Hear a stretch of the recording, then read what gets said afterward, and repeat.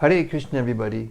Welcome back to the daily readings of Srila Prabhupada's books here at the live studios in Radha Lane, just right down the street, or the lane, actually, to Sri Sri Radha Nilamadava's beautiful temple.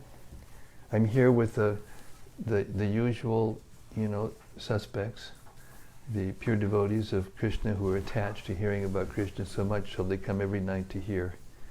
And I hope that we can give you something meaningful, all of you out in cyberspace, so we welcome warmly. We reached the 7th canto, 6th chapter. We'll start that chapter tonight. And those of you who are a little familiar with Prabhupada's teachings and have heard him lecture and read his books, you'll see that a lot of the things that this is his favorite part in terms of preaching. Prahlada Maharaj preaching to his classmates. So before we get into the nectar, we're going to read Sanatana Goswami's glorification of the Bhagavatam, which we do every day. Repetition of a good thing is a good thing. Teach us to go deeper into our hearing by the grace of Sanatana Goswami. Srimad-Bhagavata Mahima Stotram from the Sri Krishna Lila Stava by Srila Sanatana Goswami, and it goes like this: Sarva Sastra Vipiyusha Sarva Vedaika Satpala Sarva Siddhanta Ratnadya Sarva Lokaika Drikprada. O nectar from the ocean of all scriptures, singular fruit of all the Vedas, rich mine of the precious gems of all conclusive truths. You are the only giver of sight to all the worlds. Sarva Bhagavata Prana Srimad Bhagavata Prabho Kalidvandodita Ditya Shri Krishna Parivartita. O life air of all the Supreme Lord's devotees, O Master Srimad Bhagavatam, you are the sun risen in the darkness of Kali. You are the exact image of Sri Krishna. Paramananda Pataya Prema Varshaksharayate Sarvada Sarvasevyaya Shri Krishnaya Namostume. I bow down to you who are supremely blissful to read. Your every syllable pours down a flood of prema. You can always be served by everyone. You are Sri Krishna himself. Madhika Bando Matsangin Madguro Man Mahadana Man Nistadaga Madbhagya Mad Ananda Namostute. My only friend, my constant companion, my spiritual master, my great wealth, my savior, my good fortune, my source of ecstasy, I bow down to you. Asadu Saduta Dayin Atini Chuchata Kada Hanamun Shagada Chinmam Premna Rit Katayospuda. O bestower of saintliness to the unsaintly, O exalter of the most fallen, please never leave me. Always appear in my heart and my voice with pure love. Om Namo Bhagavate Vasudevaya. Om Namo Bhagavate Vasudevaya. Om Namo Bhagavate Vasudevaya. Om Namo Bhagavate Vasudevaya. Om Namo Bhagavate Vasudevaya. Om Namo Bhagavate Vasudevaya. Okay, here we go. Chapter 6, Canto 7. Prahlada instructs his demoniac schoolmates. This is why Prabhupada's favorite, because he came to the West and he soon found out he had to instruct a lot of demoniac people in the Western world. Therefore, this is his favorite chapter for preaching. And many of these verses you'll find peppered all through Prabhupada's teachings. This chapter describes Prahlada Maharaj's instructions to his class friends. In speaking to his friends, who were all sons of demons, Prahlada Maharaj stressed that every living entity, especially in human society, must be interested in spiritual realization from the very beginning of life. When human beings are children, they should be taught that the Supreme Personality of Godhead is the worshipable deity of everyone. One should not be very much interested in material enjoyment. Instead, one should be satisfied with whatever material profits are easily obtainable, and because the duration of one's life is very short, one should utilize every moment for spiritual advancement. One may wrongly think, in the beginning of our lives, let us enjoy material facilities, and in old age, we may become Krishna conscious. Such materialistic thoughts are always useless, because in old age, one cannot be trained in the spiritual way of life. Therefore, from the very beginning of life, one should engage in devotional service, Shravanam, Kirtanam, Vishnu. This is the duty of all living entities. Material education is infected by the three modes of material nature, but spiritual education, for which there is a great need in human society, is transcendental. Prahlada Maharaj disclosed the secret of how he had received instructions from Narada Muni. By accepting the lotus feet of Prahlada Maharaj, who was in the parampara succession, one will be able to understand the mode of spiritual life. In accepting this mode of activity, there is no need for material qualification. After Prahlada Maharaj's class friends had listened to Prahlada Maharaj, they inquired how he had become so learned and advanced. In this way, the chapter ends. Text 1. Prahlada Maharaj said, "One who is sufficiently intelligent should use the human form of body from the very beginning of life. In other words, from the tender age of childhood, to practice the activities of devotional service, giving up all other engagements. The human body is most rarely achieved, and although temporary, like other bodies, it is meaningful, because in human life, one can perform devotional service. Even a slight amount of sincere devotional service can give one complete perfection." Purport.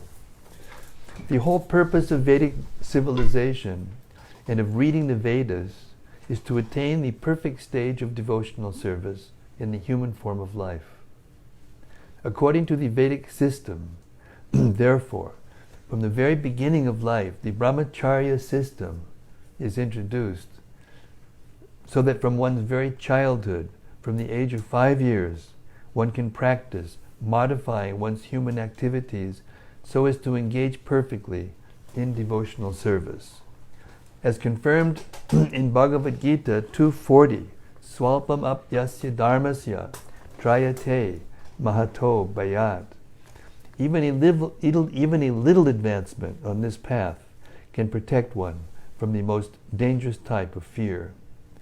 Modern civilization, not referring to the verdicts of Vedic literature, is so cruel to the members of human society that instead of teaching children to become brahmacharis, it teaches mothers to kill their children, even in the womb, on the plea of curbing the increase of population.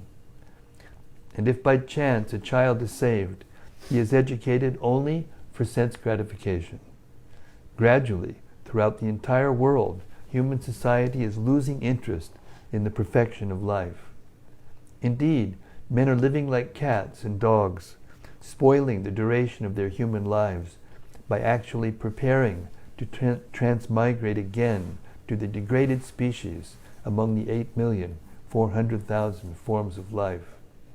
The Krishna consciousness movement is anxious to serve human society by teaching people to perform devotional service, which can save a human being from being degraded again to animal life. As already stated by Prahlada Maharaj, Bhagavat Dharma consists of Shravanam, Kirtanam, Vishnu, Smaranam, padasevanam, archanam vandanam, dasyam, sakyam, atmanivedanam. In all the schools, colleges, and universities, and at home, all children and youths should be taught to hear about the Supreme Personality of Godhead. In other words, they should be taught to hear the instructions of Bhagavad Gita, to put them into practice in their lives, and thus to become strong in devotional service, free from fear of being degraded to animal life. Following Bhagavad Dharma has been made extremely easy in this age of Kali. The Shastra says, Harir Nama, Harir Nama, Harir Nama eva kevalam, Kalo nastyeva, nastyeva, nastyeva gatyar anyata. One need only chant the Hare Krishna Maha Mantra. Everyone engaged in the practice of chanting the Hare Krishna Maha Mantra will be completely cleansed from the core of his heart and be saved from the cycle of birth and death. Text 2.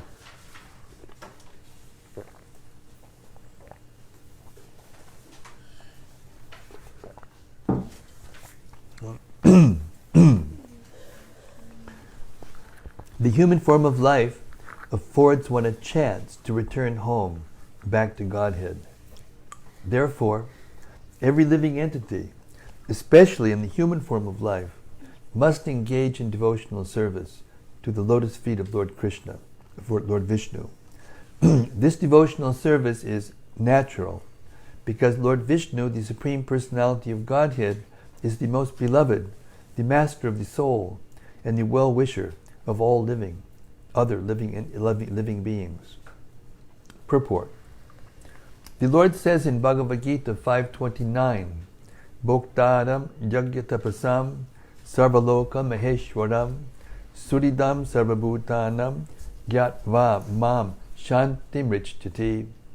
The sages, knowing me as the ultimate purpose of all sacrifices and austerities, the Supreme Lord of all planets and demigods, and the benefactor and well-wisher of all living entities, attains peace from the pangs of material miseries. Simply by understanding these three facts, that he is the best well-wishing friend of all living entities, and that he is the supreme enjoyer of everything, one becomes peaceful and happy.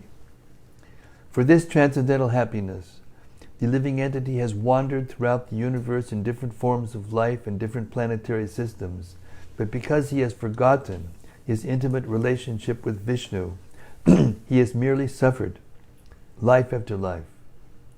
Therefore, the educational system in the human form of life should be so perfect that one will understand his intimate relationship with God or Vishnu. Every living entity has an intimate relationship with God.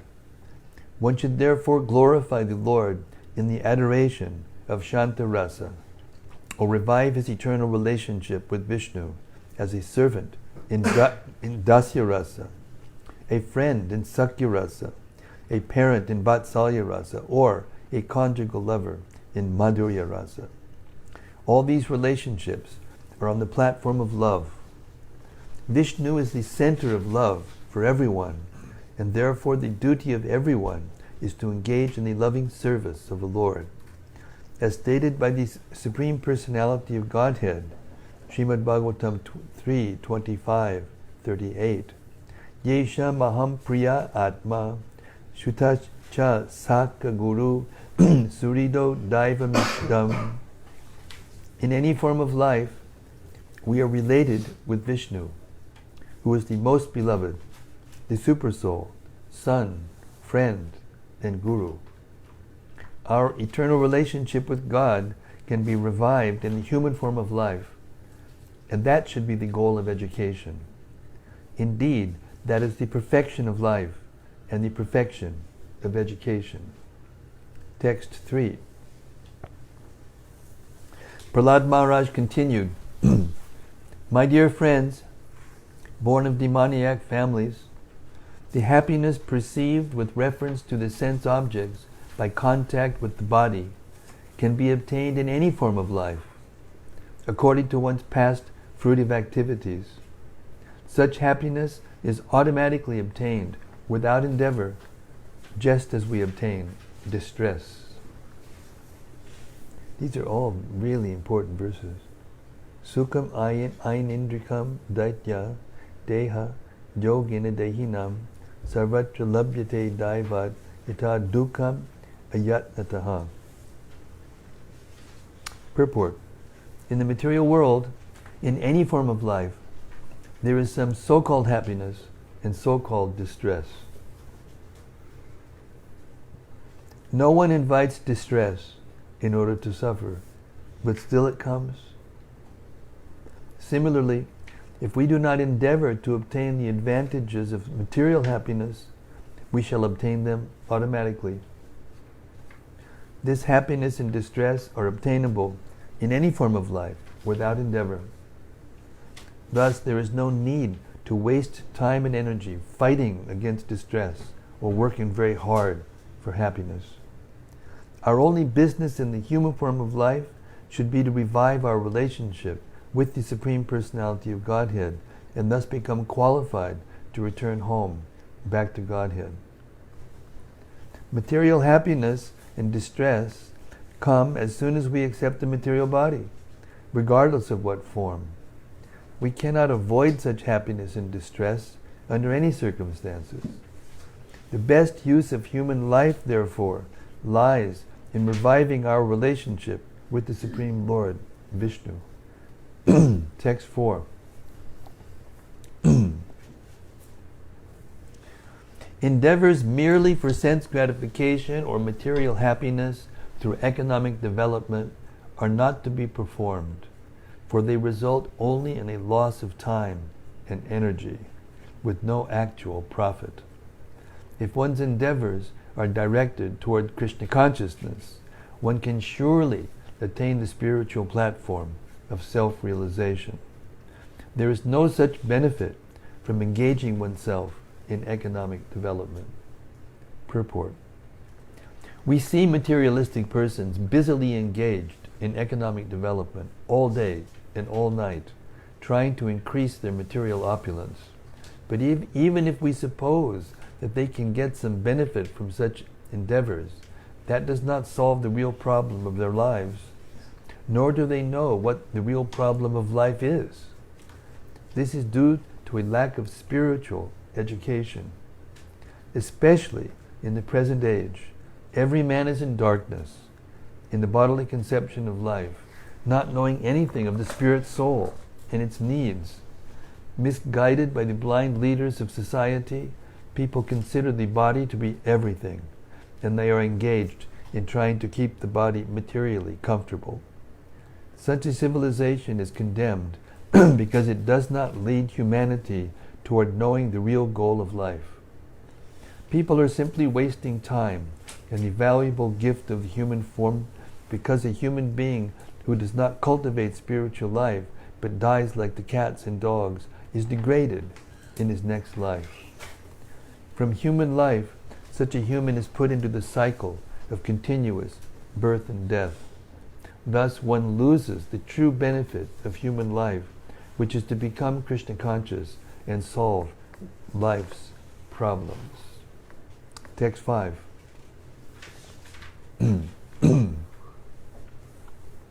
Therefore, while in material existence, bhavam ashrita, a person fully competent to distinguish wrong from right, must endeavor to achieve the highest goal of life, as long as the body is stout and strong and is not embarrassed by dwindling. Purport. Yeah, when you're over 70, I never heard this before, till a few years ago. Now I can hear it loud and clear, Oh, Krishna. As stated by Prahlada Maharaj in the beginning of this chapter, Komara acharet pragya. The word pragya refers to one who is experienced and who can distinguish right from wrong. Such a person should not waste his energy and valuable human lifetime simply working like a cat or dog to develop his economic condition. For one word in this verse, there are two readings, bhavam ashrita and bhayam ashrita. But accepting the meaning of either of them will bring one to the same conclusion. Bhayam ashrita indicates that the materialistic way of life is always fearful because at every step there is danger. Materialistic life is full of anxieties and fear, bhayam. Similarly, accepting the reading bhavam ashrita, the word bhavam refers to unnecessary trouble and problems. For want of Krishna consciousness, one is put into bhavam, being perpetually embarrassed by birth, death, old age, and disease. Thus one is surely full of anxieties. Human society should be divided into a social system of brahmanas, kshatriyas, vaishyas, and shudras. But everyone can engage in devotional service. If one wants to live without devotional service, his status as a brahmana, kshatriya, vaishya, or shudra certainly has no meaning. It is said, stanad brashtat patantyadaha. Whether one is in a higher or lower division, one certainly falls down for want of Krishna consciousness. A sane man, therefore, is always fearful of falling from his position. This is a regulative principle. One should not fall from his exalted position. The highest goal of life can be achieved as long as one's body is stout and strong. We should therefore live in such a way that we keep ourselves always healthy and strong in mind and intelligence, so that we can distinguish the goal of life from a life full of problems. A thoughtful man must act in this way, learning to distinguish right from wrong, and thus attain the goal of life. Srila Prabhupada ki jai. Nobody can write like that. No one. Text 6. Pungso varsha shatam yayus. Every human being has a maximum duration of 100 years. But for one who cannot control his senses, half of those years are completely lost, because at night he sleeps 12 hours, being covered by ignorance. Therefore, such a person has a lifetime of only 50 years. Purport. Lord Brahma, a human being, and an ant all live for 100 years, but their lifetimes of 100 years are different from one another. This world is a relative world, and its relative moments of time are different. Thus, the 100 years of Brahma are not the same as the 100 years of a human being. From Bhagavad Gita, we understand that Brahma's daytime of 12 hours equals 4,300,000 times 1,000 years. Sahasra Yuga Paryantam Ahar Yad Brahmano Viduhu. Thus, the Varsha Shatam, or 100 years, are relatively different according to time, person, and circumstances. As far as human beings are concerned, the calculation given here is right for the general public. Although one has a maximum of 100 years of life, by sleeping one loses 50 years. Eating, sleeping, sex life, and fear are the 4 bodily necessities. But to utilize the full duration of life, a person desiring to advance in spiritual consciousness must reduce these activities. That will give him an opportunity to fully use his lifetime. Text 7. In the tender age of childhood, when everyone is bewildered, one passes 10 years. Similarly, in boyhood, engaging in sporting and playing, one passes another 10 years. In this way, 20 years are wasted. Similarly, in old age, when one is an invalid, unable to perform even material activities, one passes another 20 years wastefully. Purport. You see, 10, 20, 3. It's whittling down here now. Purport. Without Krishna consciousness, One wastes 20 years in childhood and boyhood and another 20 years in old age when one cannot perform any material activities and is full of anxiety about what is to be done by his sons and grandsons and how one's estate should be protected. Half of these years are spent in sleep. Furthermore, one wastes another 30 years sleeping at night during the rest of his life. Thus, 70 out of 100 years are wasted by a person who does not know the aim of life and how to utilize his human form. Text 8. One whose mind and senses are uncontrolled becomes increasingly attached to family life because of unsatiable lusty desires and very strong illusion. In such a madman's life, the remaining years are also wasted because even during those years he cannot engage himself in devotional service. Purport. This is the account of 100 years of life. Although in this age a lifetime of 100 years is generally not possible, even if one has 100 years, the calculation is that 50 years are wasted in sleeping, 20 years in childhood and boyhood, and 20 years in invalidity, jara, vyadhi. This leaves only a few more years, but because of too much attachment to household life, those years are also spent with no purpose, without God consciousness. Therefore, one should be trained to be a perfect brahmachari in the beginning of life. Then, being perfect in sense control, one will follow the regulative principles even if he becomes a householder. From household life, one is ordered to accept vanaprastha life and go to the forest, and then accept sannyas. That is the perfection of life. From the very beginning of life, those who are atindriya, ajitendriya, who cannot control their senses, are educated only for sense gratification, as we have seen in the Western countries. Thus, the entire duration of life of even 100 years is wasted and misused. And at the time of death, one transmigrates to another body which may not be human. At the end of 100 years, one who has not acted as a human being in the life of tapasya, austerity, and penance, must certainly be embodied again in a body like those of cats, dogs, and hogs. Therefore, this life of lusty desires and sense gratification is extremely risky. Text 9.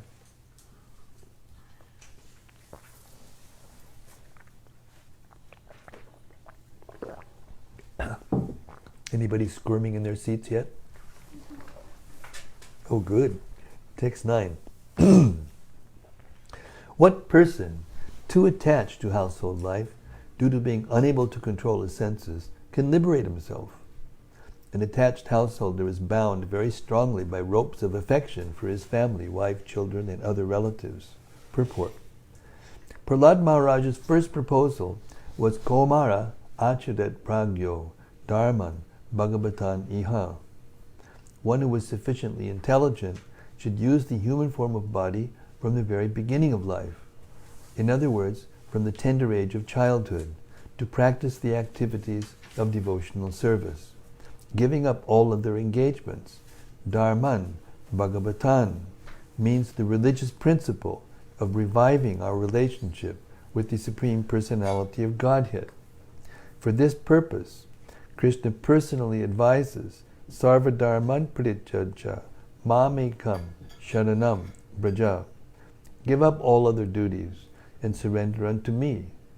While in the material world, we manufacture so many duties in the name of so many isms, but our actual duty is to free ourselves from the cycle of birth, death, old age, and disease. For this purpose, one must first be liberated from material bondage, and especially from household life. Household life is actually a kind of license for a materially attached person by which to enjoy sense gratification under regulative principles. Otherwise, there is no need of entering household life. Before entering household life, one should be trained as a brahmachari, living under the care of the guru, whose place is known as the Gurukula. Brahmachari Guru Kule Vasan Danto Guror Hitam. Bhagavatam 7:12-1. From the very beginning, a brahmachari is trained to sacrifice everything for the benefit of the Guru. A brahmachari is advised to go begging alms door to door, addressing all women as mother, and whatever he collects goes to the benefit of the Guru. In this way he learns how to control his senses and sacrifice everything for the Guru. When he is fully trained, if he likes, he is allowed to marry. Thus he is not an ordinary grihasta who has learned only how to satisfy his senses. A trained grihasta can gradually give up household life and go to the forest to become increasingly enlightened in spiritual life and at last take sannyas. Prahlada Maharaj explained to his father that to be freed from all material anxieties, one should go to the forest. Hitvatma patam, griham andakupam. One should give up his household, which is a place for going further and further down into the darkest regions of material existence. The first advice, therefore, is that one must give up household life, griham andakupam. However, if one prefers to remain in the dark well of household life because of uncontrolled senses, he becomes increasingly entangled by ropes of affection for his wife, children, servants, house, money, and so on. Such a person cannot attain liberation from material bondage. Therefore, children should be taught from the very beginning of life to be first-class brahmacharis. Then it will be possible for them to give up household life in the future. To return home back to Godhead, one must be completely free from material attachment. Therefore, bhakti yoga means vairagya vidya, the art that can help one develop a distaste for material enjoyment. Vasudeve Bhagavati Bhakti Yoga Prayojitaha Janayat Yashu Vairagyam Jnanam Cha Yadahaitukam. By rendering devotional service under the personality of Godhead, Sri Krishna, one immediately acquires causeless knowledge and detachment from the world. I feel very proud of myself, and I feel very... Wow. Bhagavatam 127. If one engages in devotional service from the beginning of life, he easily attains vairagya vidya, or detachment, asakti, and knowledge, and becomes jitendriya, the controller of his senses. One who perfectly engages in devotional service is therefore called Goswami, or Swami, a master of the senses. Unless one is master of the senses, he should not accept the renounced order of life, sannyas. A strong inclination for sense enjoyment is the cause of the material body. Without full knowledge, one cannot be unattached to material enjoyment. But as long as one is not in that position, one is not fit to return home, back to Godhead. Text 10.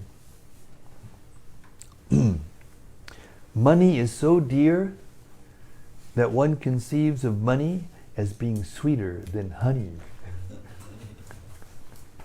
Therefore, who can give up the desire to accumulate money, especially in household life? Thieves, professional servants, soldiers, and merchants try to acquire money even by risking their very dear lives. Purport. How money can be dearer than life is indicated in this verse. Thieves may enter the house of a rich man to steal money at the risk of their lives. Because of trespassing, they may be killed by guns or attacked by watchdogs, but still they try to commit burglary. Why do they risk their lives? Only to get some money. Similarly, a professional soldier is recruited into the army and he accepts such service with the risk of dying on the battlefield, only for the sake of money. In the same way, merchants go from one country to another on boats at the risk of their lives, or they dive into the water of the sea to collect pearls and valuable gems. Thus it is practically proved that everyone will admit that money is sweeter than honey. One may risk everything to acquire money, and this is especially true of rich men who are too attached to household life. Formerly, of course, the members of the higher castes, the Brahmanas, Kshatriyas, and Vaishyas, even everyone but the Shudras, were trained in the Gurukula to adhere to a life of renunciation and sense control by practicing brahmacharya and mystic yoga. Then they were allowed to enter household life. There have consequently been many instances in which great kings and emperors have given up household life. Although they were extremely opulent and were the masters of kingdoms, they could not give up all their possessions because they were trained early. They could give up all their possessions because they were trained early as brahmacharis. Prahlada Maharaj's advice at the beginning of this chapter is therefore very appropriate. Komarat acharet pragyo dharman bhagavatam iha durlabam manusham janma tad apya dhruvamartadam. One who is sufficiently intelligent should use the human form of body from the very beginning of life, in other words, from the tender age of childhood, to practice the activities of devotional service, giving up all other engagements. The human body is most rarely achieved, and although temporary, like other bodies, it is meaningful, because in human life one can perform devotional service. Even a slight amount of sincere devotional service can give one complete perfection. Human society should take advantage of this instruction. Text 11 to 13.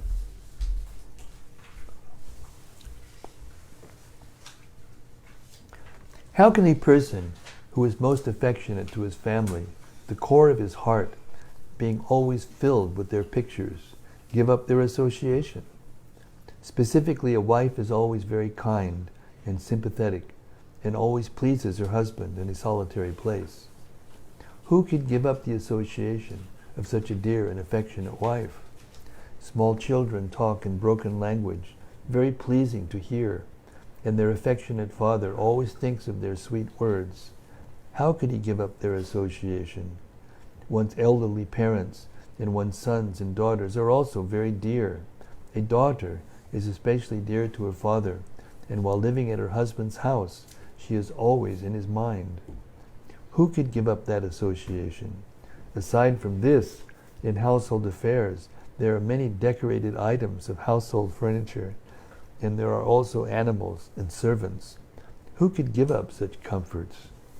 The attached householder is like a silkworm which weaves a cocoon in which it becomes imprisoned, unable to get out, simply for the satisfaction of two important senses, the genitals and the tongue. One is bound by material conditions.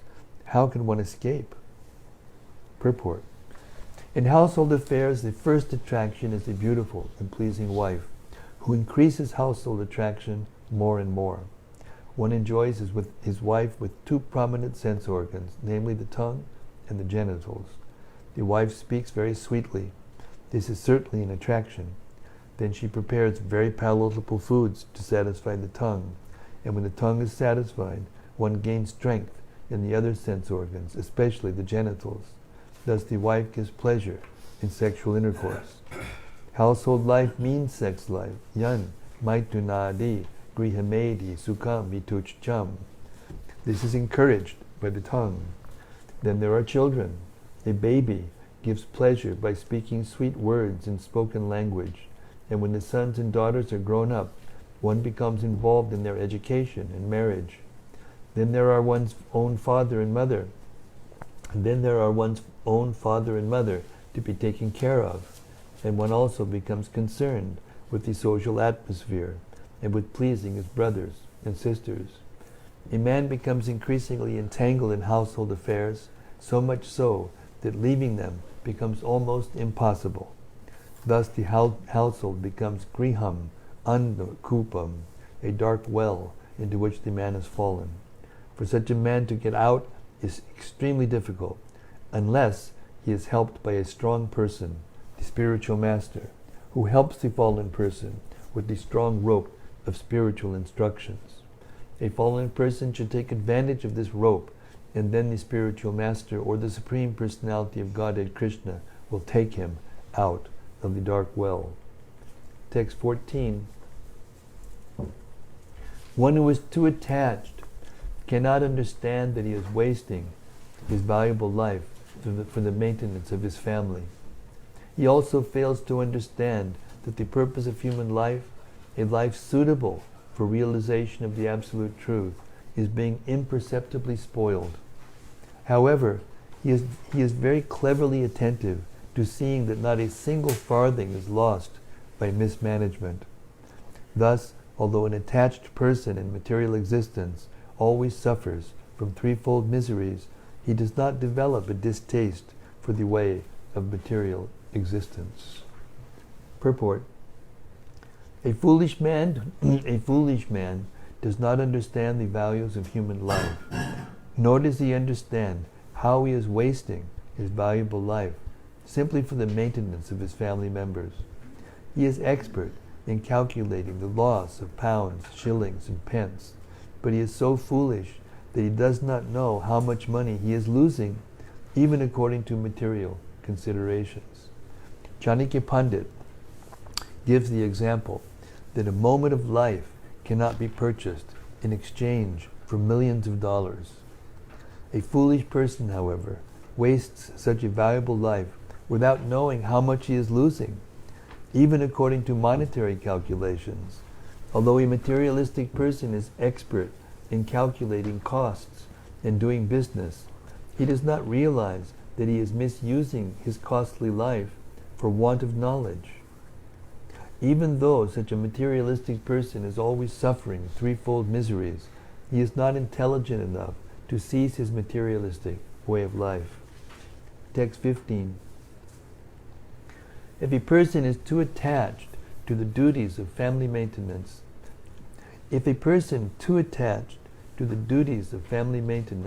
is unable to control his senses, the core of his heart is immersed in how to accumulate money.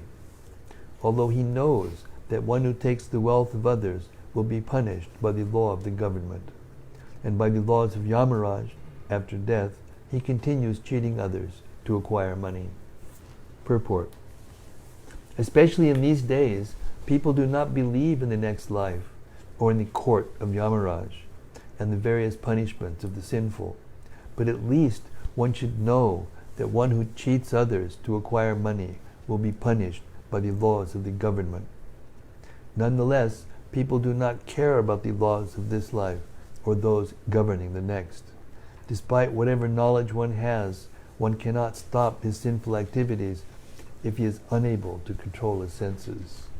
And of course now the government leaders are the most corrupt. Therefore it's a very difficult situation.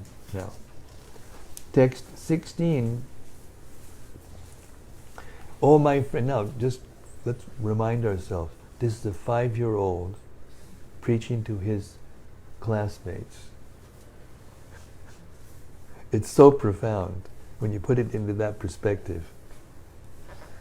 Oh my friends, sons of demons, in this material world, even those who are apparently advanced in education have the propensity to consider this is mine and that is for others. Thus they are always engaged in providing the necessities of life to their families in a limited conception of family life, just like uneducated cats and dogs. They are unable to take to spiritual knowledge. Instead, they are bewildered and overcome by ignorance. Purport. In human society, there are attempts to educate the human being, but for animal society, there is no such system, nor are animals able to be educated. Therefore, animals and unintelligent men are called vimudha, or ignorant, bewildered, whereas an educated person is called vidvan. The real Vidvan is one who tries to understand his own position within this material world. For example, when Sanatana Goswami submitted to the lotus feet of Sri Chaitanya Mahaprabhu, his first question was, Ke ami? Keni amaya jari tapatraya? In other words, he wanted to know his constitutional position and why he was suffering from the threefold miseries of material existence. This is the process of education. If one does not ask, who am I? What is the goal of my life? But instead follows the same animal propensities as cats and dogs, what is the use of his education? As discussed in the previous verse, a living being is entrapped by his fruitive activities exactly like a silkworm trapped in its own cocoon. Foolish persons are generally encaged by their fruitive actions, karma, because of a strong desire to enjoy this material world. Such attracted persons become involved in society, community, and nation, and waste their time not having profited from having obtained human forms. Especially in this age, Kali Yuga, great leaders, politicians, philosophers, and scientists are all engaged in foolish activities, thinking, this is mine and this is yours. The scientists invent nuclear weapons and collaborate with the big leaders to protect the interests of their own nation or society. In this verse, however, it is clearly stated that despite their so-called advanced knowledge, they actually have the same mentality as cats and dogs. As cats, dogs, and other animals, not knowing their true interest in life, become increasingly involved in ignorance, the so-called educated person who does not know his own self-interest or the true goal of life becomes increasingly involved in materialism. Therefore, Prahlada Maharaj advises everyone to follow the principles of Varnashram Dharma. Specifically, at a certain point, one must give up family life and takes to the renounced order of life to cultivate spiritual knowledge and thus become liberated. This is further discussed in the following verses.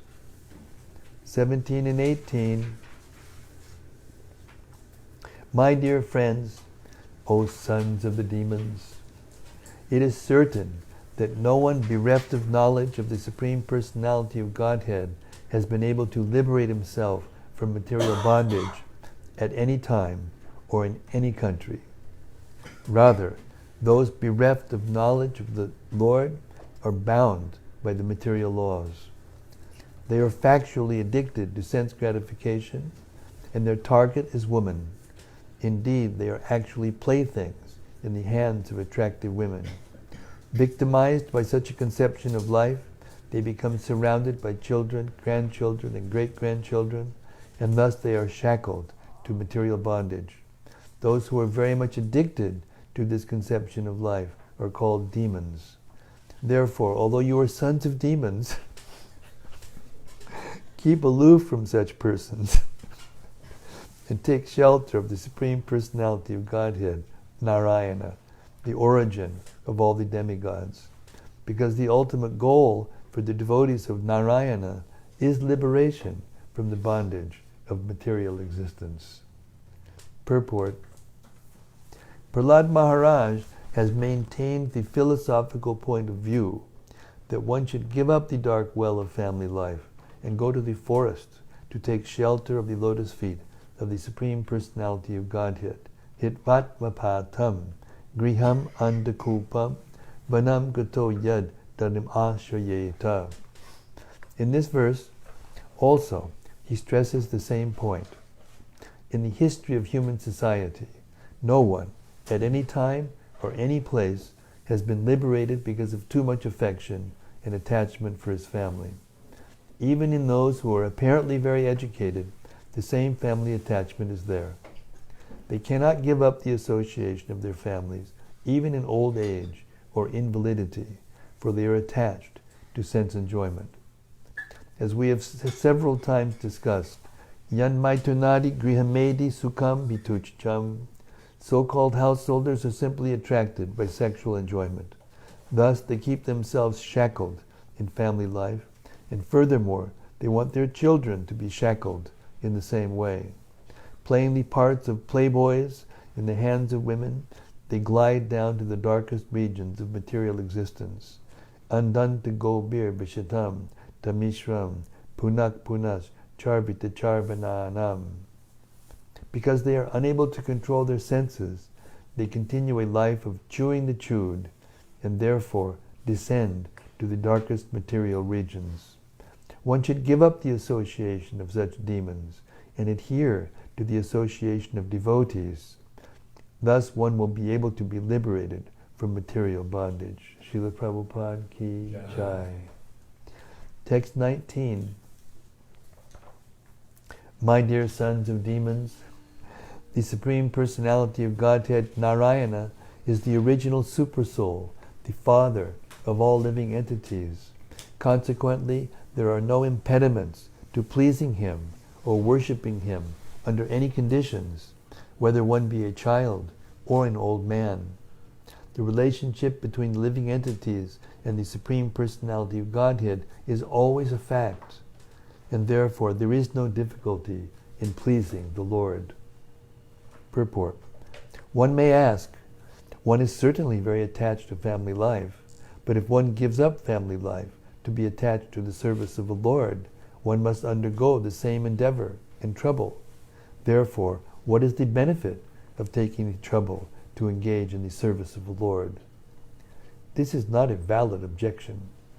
The Lord asserts in Bhagavad Gita 14.4, Sarva yonishu kaunteya mortiyak sambhavantiya tasam brahma mahad yonir aham bija pradapita.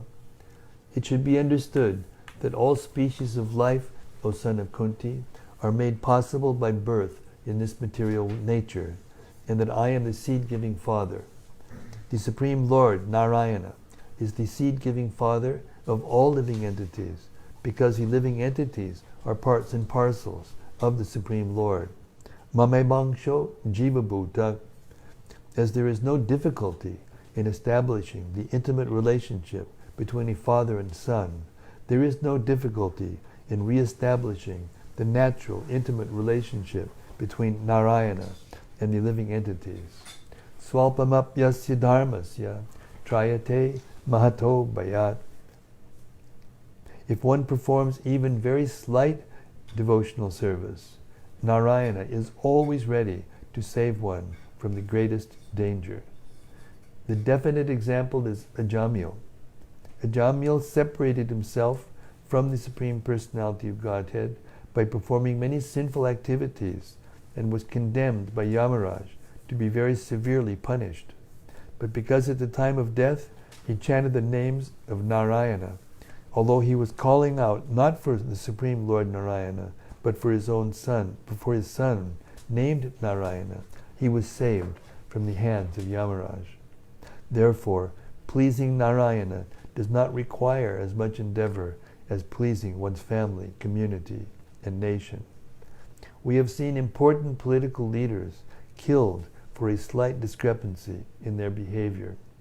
Therefore, pleasing one's society, family, community, and nation is extremely difficult. Pleasing Narayana, however, is not at all difficult. It is very easy.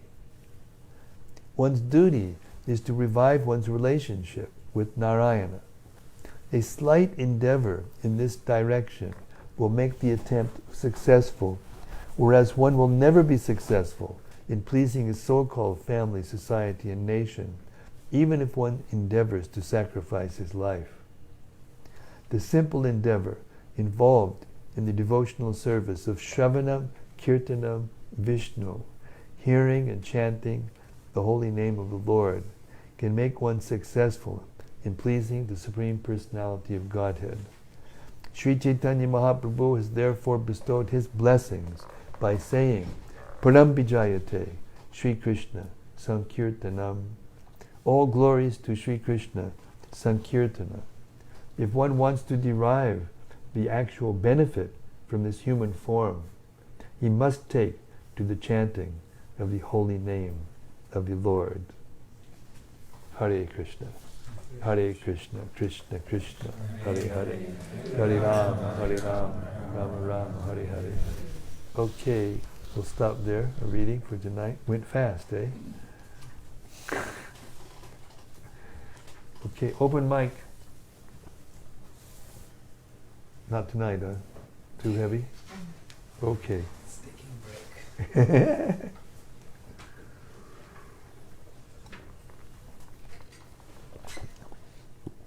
Sobering. Tattva. Gyan. Transcendental knowledge. Okay, shall I break the ice? You can actually be a householder and be transcendental. Whew, oh my gosh.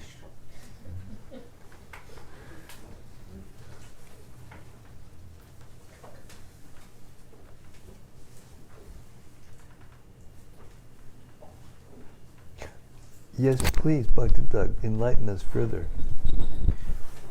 Hare Krishna Maharaj. I'm maybe hoping you can enlighten me on well, in text 10 and then in the last text that we just read, it was talking about just well, here's the line: even a slight amount of sincere devotional service can give one complete perfection.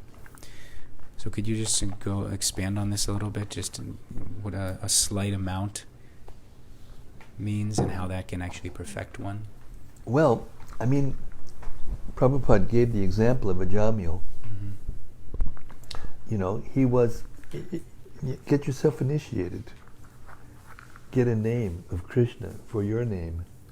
And then every time you hear your name being spoken all day, every day, you'll think of Krishna. Even unconsciously. And if you do that, you'll go back to Godhead. Of course, it sounds very simple, and it is simple, but we mess it up with our material, attachments and the other things we do and think.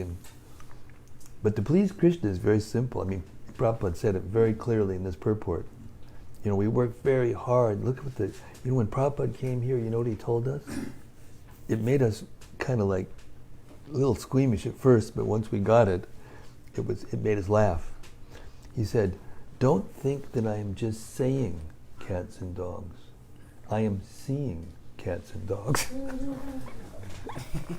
Because he would look at his window and he would see these, in that time in India when he left, 65, there weren't a lot of cars and zooming back and forth. Now in Delhi, Bombay, you see the same kind of thing going on as here. Not as much as in Houston, but still, they're running uphill to catch up.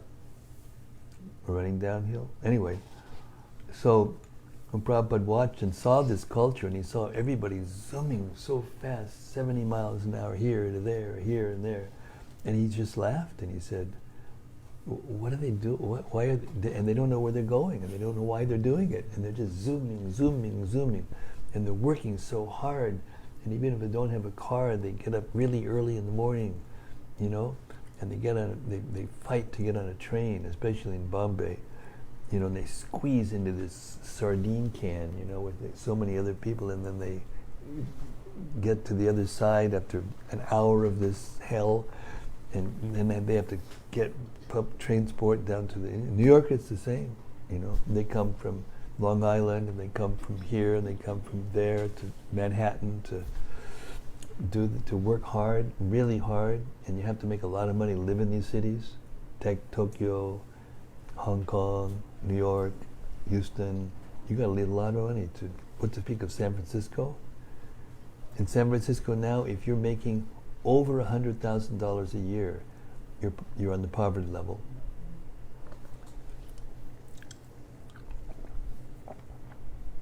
So we don't have to do that. That's the point that Prabhupada's making. And even if we are caught up in it because of the social circumstances and just the karma of our birth, and we're doing that, we don't have to forget Krishna. And if you remember Krishna, even if you have to do all those things, You can go back to Godhead in this life. Prabhupada was so dear to Krishna that any promise that Krishna made, Krishna feels obliged to fulfill that promise. So he told us, if you can manage to chant Hare Krishna Maha Mantra 16 rounds every day for the rest of your life after initiation, and try to avoid offenses, and even if you have periodic fall downs in the beginning because you're too weak to do it, still, and follow the regulative principles, then you will go back to Godhead in this lifetime. Prabhupada promised this. It's written down in his books. It's there in his lectures, over and over again. So it's very simple. If you can accept something so profound from a person who can write these purports, which are so profound, it was like, today I was, she's not here, but I was reading, I just read the second chapter to Josiah just now before I came over here. I decided this guy, he was so pious and religious and sincere, and he wanted to know, but he was confused. So rather than try to organize my thoughts and say this and that, I just decided, okay, and I just read the verses of the second chapter. And he was like stunned. He was stunned. He said, my God, that answers all the questions. And I said, yeah, and that's only one chapter out of, And I brought him in here, and I showed him the Bhagavatam, and I showed him the Chaitanya Charitamrita, and I said, you're about to fall into an ocean of nectar. And all you got to do is swim. And therefore, at the end, he was saying, and again, all the way through the purports, he was saying, although he was also very graphically describing the other side, that if you don't have any spiritual knowledge, and if you don't try to be a devotee, and you get caught up in family life in the material world, especially in this modern Western civilization, then you will just suffer like a wounded dog, without a doubt. And then you think, oh no, but what about the 1%? These people are so much in anxiety. Everybody's figuring out a way to take it away from them, and they're in so much anxiety how to keep the things that they have. And it takes them right down to the time of death, and they are suffering like anything. So it's possible to have an opulent life or an affluent life and still be Krishna conscious. And that's what Lord Chaitanya gave us. Stane stitat shrutikam tan mano. Anyway, I can't remember the Sanskrit, but it means stay where you are, give up speculating about what the absolute truth is, and hear from authorized sources about the science of Krishna consciousness and the Supreme Personality of Godhead. And if you just do that, you will gradually be purified and want to go back to Godhead. And the more that desire increases, the more steady you'll become in your devotional activities. Even if you're a householder, even if you have kids, Prabhupada said to us,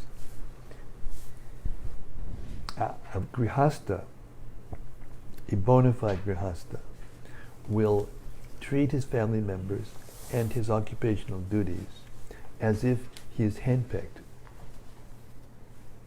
Externally, it looks like he's completely attached.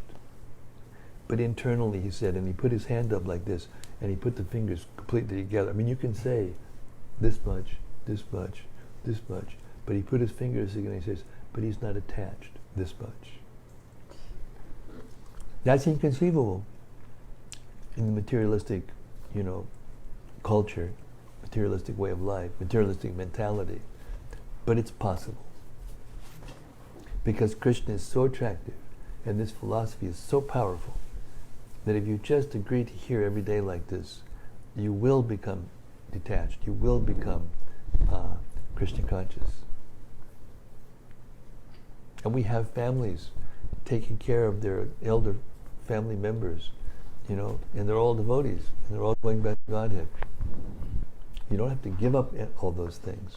Although it is a little recommended that when you get to a certain age, better you get out and not try to stay there the whole rest of your life. But even then, because of the complex arrangements and organization of the human society, it may not be possible for us to in our present conditions, with the forests being the way they are, like burning down every year, more of it's burning down. Or if you go there's all kinds of people trying to, I don't know. Anyway, you get the picture. Hare Krishna. Is that anything, what I said? Something? Thank you, Maharaj. Hare Krishna. Hare Krishna. Yes, doctor. Dr. Damodar. Hare Krishna Maharaj. Hare Bol. Thank you very much. So not a question, just a thought was coming in my mind. One was like strike very strongly is it's extremely difficult to please one's society, family, community and nation. So it's like so true. You cannot please even like one person. What to say about like the community and the nation and the society. Like it's very difficult. You know the example that Prabhupada gave? The classic example, I mean the main, but the classic example is Gandhi. Gandhi just gave up everything, and he lived so simply, and he was spinning, and he was going out and leading what do they call it? What are you talking about? The Salt March Independence? I'm talking about the non-violent. What's the word that's used? Civil disobedience. Non-violent, civil disobedience. And he preached non-violence, and he read the Bhagavad Gita every day, and he had sessions like this. But he didn't accept that Krishna was the person. Did you know that? It's in the introduction to his Gita that he didn't think that Krishna was actually a person that lived. He said these were just teachings to help us become detached from material life. So he served his country big time. And he tried to stop this division between the Muslims and the Hindus. He tried to make, and at the end, one of them just shot him. And Prabhupada uses that as a classic example. You serve your country with as much as you can, and you're lauded all over the world. Every single note, currency note of India's got, Gandhi's face on it. I mean, at least in America and other places, you have different faces on different notes, but in India, it's Gandhi on every single note. They love him so much. But what was the result? And that's a classic example of materialistic life. He was quite frustrated before he was assassinated also. Yes, he was. And actually he was advised not to go to that meeting. And guess who wrote him a letter? Yes. He wrote this classic letter, long letter, extolling him to please, you're a devotee, you're attached to the Gita, join me and let us spread Krishna consciousness all over the world. Imagine what would happen if he would have actually joined him and went with Prabhupada. My God, it would have been huge. Instead, it was George Harrison. Help Krishna consciousness go all over the world fast, Anyway, yeah, it's just so true. And therefore, we need to be honest and according to our capacity and in the situation we're in, we have to get ourselves more attached to Krishna. And this is exactly how we do it. Doing exactly what we're doing right now.